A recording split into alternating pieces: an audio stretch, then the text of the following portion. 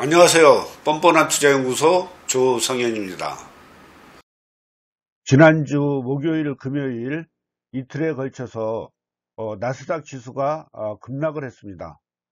그런데 그 이전 수요일 날 나스닥 지수가 사상 최고치를 경신했다는 측면에서 굉장히 이례적인 현상으로 받아들이고 있습니다. 이렇게 나스닥이 급락을 한 것과 관련돼서 투자자들은 매우 심리가 지금 불안해할 수도 있는데요. 이번 시간에는 나스닥 급락의 원인과 대처 방안에 대해서 한번 말씀을 좀 드려보겠습니다. 일단 현상을 한번 이제 봤으면 좋겠는데요. 미국 시간으로 2일 수요일입니다. 나스닥 지수가 12,000포인트를 돌파를 했고요. S&P 지수 또한 3,580포인트를 돌파를 하면서 역대 그 사상 최고치를 경신을 했거든요. 다우 지수도 연간 마이너스 수준을 계속 유지를 하다가 처음으로 29,000포인트를 이제 넘었으면서 연간 플러스 상승률을 기록을 했습니다. 그런데 갑자기 3일날 나스닥 지수가 4.96%, S&P 500 지수는 3.51%, 다우존스 30 지수는 2.8% 정도 내렸고요. 이렇게 내린 배경에는 애플, 테슬라, 알파벳, 페이스북 등 그동안 나스닥 지수를 미국 증시를 상승으로 이끌었던 초대형 기술주들이 폭락한 그 결과로 나타난 현상입니다. 그리고 목요일 3일뿐만 아니라 4일에도 결국 나스닥 지수는 1.27% 정도 하락을 했지만 장 초반에는 5.07%나 급락을 하면서 이틀을 합치면은 대략 10% 정도 나스닥 지수가 하락한 현상을 우리가 볼 수가 있습니다. 이와 관련돼서 결국에 있어서는 변동성 지수 또한 공포지수라고 하죠. 이날 하루 26%나 상승을 해서 공포지수는 33.6까지 올라가게 됐는데요. 이와 관련돼서 미국의 트레이더들은 투매가 이미 나왔어야 했고 또 이러한 투매가 더 나올 수도 있다, 이런 견해를 지금 밝히고 있는데, 왜 그러냐면은 최근에 신고가가 계속 종목 수가 좀 줄어드는 부분도 좀 있었었고요.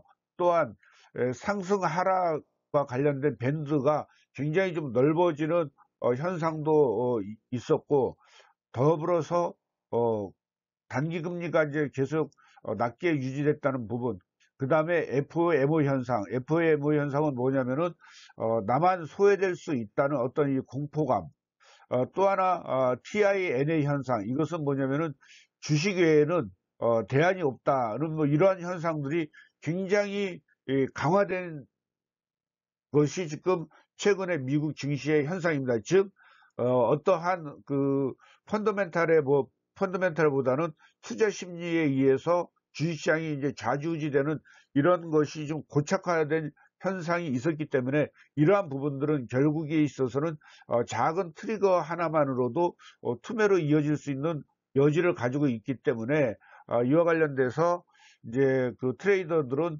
이러한 투매가 정상적인 부분이고, 일단 한 번 정도는 조정을 받고 가야 되지 않느냐 하는 건데, 이와 관련돼서 이제 결국은 이제 일반 투자자들은 이러한 부분들이 하루 이틀짜리 이벤트인지 아니면은 과거에 2달 정도 지속하면서 주가가 대략 한 10% 정도 조정을 받고 상승을 하는 것인지, 아니면은 2018년 1월은 뭐냐면은요, 미국이 금리와 관련된 이러한 이벤트가 있었는데요.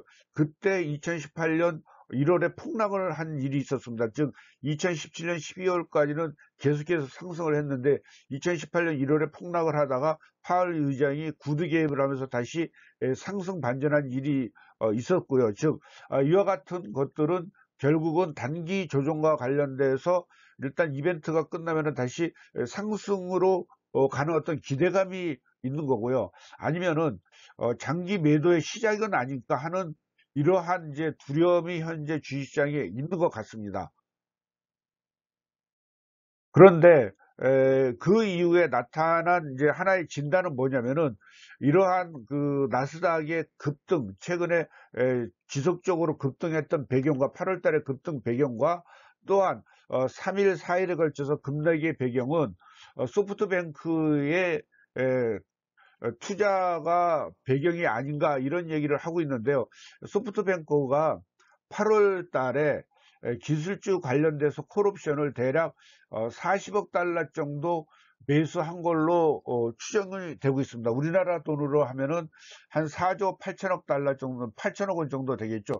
이러한 금액을 사들였는데 이게 콜옵션이기 때문에 옵션이라는 것은 이제 선물이잖아요. 선물 옵션 그것과 관련돼서 파생 상품이잖아요. 이렇게 그 옵션을 40억 달러 정도 매수했다는 것은 뭐냐면은 실물 주식과 관련돼서는 대략 500억 달러 어느 정도냐면은 우리나라 돈으로 대략 한 60조 원 정도를 사들였다고 알려지고 있습니다. 월스트리트 저널이 이걸 이렇게 보도를 했는데요.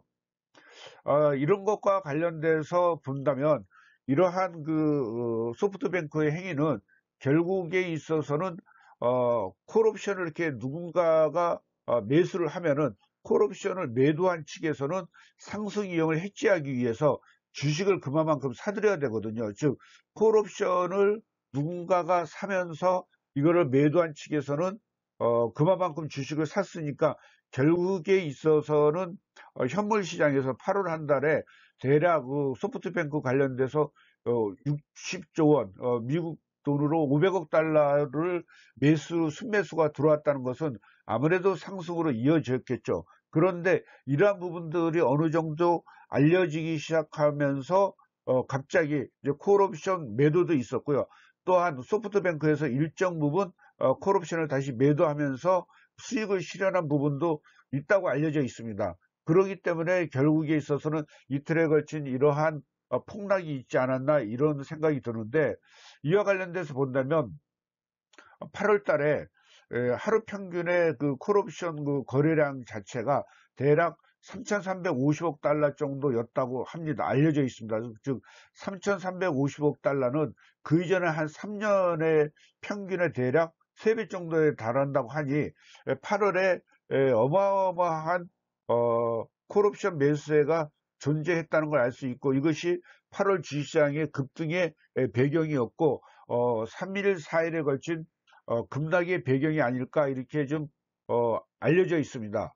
결국에 있어서는 아직 이러한 콜옵션의 매수 물량이 아직도 많이 남아 있다는 것은 이러한 콜옵션의 매도 물량이 나오면서 결국에 있어서는 또한 계속해서 또 폭락의 여지는 아직도 가지고 있지 않는가 이런 얘기를 하고 있고 결국에 있어서 최근에 이러한 콜옵션 시장의 비이성적인 행태로 인해서 기술주가 어떤 과매수 됐던 부분은 분명히 존재할 것이고 이러한 기술주의 과매수 부분이 시장이 나온다면은 과매도와 관련돼서 분명히 오버슈팅으로 이어질 가능성도 있지 않나 이렇게 우리는 확인할 수 있지 않을까 싶습니다.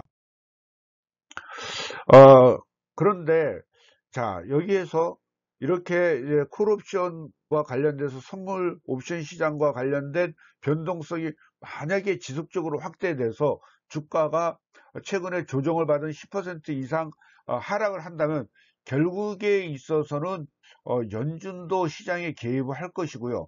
백악관도 가만히 있지 않겠죠. 왜 그러냐면은 이번 11월에 선거를 치러야 되는 트럼프 대통령으로서는 증시의 이러한 이상 징후 변동성 확대는 결코 선거 전략에 바람직하지 않을 것이고요. 또한 의회도 가만히 있지 않겠죠. 지금 민주당과 공화당이 실업수당과 관련돼서 이견이 좀 있지 않습니까? 민주당은 대략 뭐 3조 달러, 그 다음에 그 공화당은 1조 달러인데 현재 민주당은 그 제시한 액수가 2조 2천억 달러 정도까지 내려왔고 공화당은 아직 1조 달러로 고수하고 있지만 대략 한 1조 5천억 달러에서 좀 타협이 이루어지지 않을까 하는 건데, 지금 휴정에 들어갔던 의회가 한 달간의 이제 휴회를 끝나고, 이제 다음 주부터 이제 의회가 열리니까 이런 것과 관련돼서 만약에 주식시장에 이러한 변동성이 커진다면 의회도 즉각 개입할 수 있겠죠. 이와 관련돼서 좀 아니나 다를까 파월 의장이 4일 날 어떤 얘기를 좀 시장에 내놨냐면요. 경제활동을 지원하는 낮은 금리가 미국 경제에 오랜 기간 동안 필요할 것이라고 생각한다고 하면서 결국에 있어서 시장에 적극 개입할 의사를 밝힌 것 또한 4일 날 5% 이상 하락하던 증시가 다시 회복하고 끝난 하나의 원동력이 되지 않나 싶은데요. 이와 관련돼서 본다면 기술주들은 빠졌는데 크루즈선 업체 카니발, 노르웨이 크루즈선 이런 종목들은 각각 5.2%, 3.8% 좀 올랐고요. 유나이티드 항공, 부킹홀딩스와 같은 항공 관련 주들도 상승을 했습니다. 그렇다면은 기술주에서 빠져나온 돈들이 이런 산업주나 금융주에 이동하는지 않나, 이런 현상도 한번 살펴볼 필요가 있지 않나 싶습니다. 자, 이제 우리가 중요한 부분은 뭐냐면은, 그럼 조정은 도대체 어디까지 갈 것인가 하는 부분인데요. 아까 나스닥이 이제 장중 낙폭까지 합치면은 9일 금요일에 걸쳐서 대략 제가 한 10% 하락했다고 좀 말씀을 아까 좀 드렸었죠. 그런데 최근의 상황에서 본다면 나스닥이 좀 하락할 가능성이 굉장히 많이 가지고 있었습니다. 최근의 장사 결국에 있어서는 이제 우리가 유동성 확장 국면이라고 얘기를 할 수가 있겠는데, 이러한 유동성 확장 국면에 있어서 조정은 언제든지 발생할 수가 있는데, 최근에 주식시장의 어떤 기대 수익률이 굉장히 좀 떨어졌습니다. 이제 나스닥뿐만 아니라 우리나라 코스피와 연결지어서 볼 수가 있는데, 나스닥의 기대 수익률은 지금은 3%뿐이 안 됩니다. 코스닥은 이거보다 좀 양호한 9% 정도 해당되는데, 이러한 기대 수익률이 낮다는 것은 너무 많이 올랐기 때문에 주식시장에 대한 어떠한 기대치가 좀 떨어졌다는 걸 의미하고, 이와 관련돼서는 2016년 이후 3%와 9%의 기대 수익률은 2016년 이후에 최저 수준이라고 합니다. 이렇게 낮은 기대 수익률과 관련돼서 여러 가지 상황과 발대, 이런 때는 변동성이 만약에 확대가 된다면 이번에 나스닥 하락과 관련돼서 투자 심리가 불안이 가중이 되겠죠. 그렇지만 과거에 한번 이런 상황이 봤을 때, 즉 추세 반전이 없이 이제 이 얘기는 뭐냐면은 상승 추세가 꺾여서 하락으로 가지 않는 한 단기 조정은 어느 정도 있었느냐를 과거의 데이터를 찾아봤더니, 나스닥은 대략 한 7% 정도 조정을 거쳤고요. 코스피는 과거에 대략 10% 정도 조정을 거쳤다고 하니, 목요일 금요일에 걸쳐서 나스닥 지수와 관련된 본다면 장중 하락폭과 한다면 대략 10%, 종가 기준으로 한다면 대략 7% 정도 조정을 받았거든요. 그렇다고 한다면 이와 관련돼서 우리는 나스닥은 상승 중에 있어서 건강한 조정을 받고 아마도 다음 주부터는 주가가 다시 어느 정도 회복 국면으로 다시 돌아가지 않을까, 이렇게 추론하는 게 합리적이지 않을까, 저는 이렇게 생각을 하고 있습니다. 결국은 주가가 어느 정도 조정을 받으면서 다시 상승 추세로 간다는 것 전제로 한다면, 결국에 있어서는 주도주를 저가에 매입하는 기회로 삼아야 되지 않을까 싶은데, 그동안 우리나라와 관련된 최근의 주도주를 본다면 삼성 바이오로직스하고 네이버하고 그 다음에 LG 화학 정도를 꼽을 수가 있습니다. BBIG 종목이 있죠. 바이오, 배터리, 인터넷, 게임, 이와 관련된 종목들을 우리가 알고 있을 것입니다. 어떤 거냐면은 바이오 종목 2종목, 그 다음에 배터리 종목 2종목, 인터넷 종목 2종목, 게임 종목 1종목을 해서 BBIG, 칠공주라는 얘기가 있지 않습니까? 이런 종목과 관련돼서 그동안 시장을 주도를 해왔는데 우리나라 주식시장도 지난주 목금요일과 관련돼서 이러한 주도주들이 상대적으로 하락폭이 좀 컸습니다. 결국에 있어서는 이런 종목들을 이제 유지를 해야 되는데 왜 그러냐면은 현재 주식시장 컨셉인 저금리, 계속 저금리는 우리가 맞을 겁니다. 그 다음에 성장주, 나스닥 중심의 주식시장 구조가 맞는다고 한다면 결국에 있어서는 지금 언급한 주도주를 우리가 한번 다시 생각을 해볼 필요가 있고요. 두 번째는 이러한 상황에 있어서 이익 증가율을 이제 좀 중요시하고 또 이익 증가율 뿐만 아니라 실적 장세를 가기 위해서 금융 장세에서 실적 장세로 전환되기 위해서는 절대적으로 이익의 규모도 중요합니다. 즉 뭐냐면 이익 증가율도 높아야 되고 이익 규모도 절대적으로 커져야 되는데 이렇게 해서 지금 얘기한 아까 BBIG 종목 외에 지금 이익 규모가 절대적으로 커질 수 있는 종목을 10위인의 기업에서 다시 한 번 더 확대해서 본다면 아까 언급됐던 LG화학, 그 외에 현대차, 삼성전자도 이러한 상승 주도주로서 추가로 우리가 한번 찾아볼 필요가 있고요. 그 외에 11위에서 30위 기업 중에서 이익의 절대 규모가 증가하는 이런 종목을 찾아본다면 삼성물산, SK, 삼성 SDS, 삼성전기 이런 종목들도 추가적으로 한번 관심을 가져보는 것이 어떤가 하는 이런 마음으로 여러분께 한번 정리를 해드렸습니다. 어떻습니까? 좀 도움이 되셨나요? 여러분들의 구독과 좋아요는 방송을 준비하는 저에게 큰 힘이 됩니다. 감사합니다.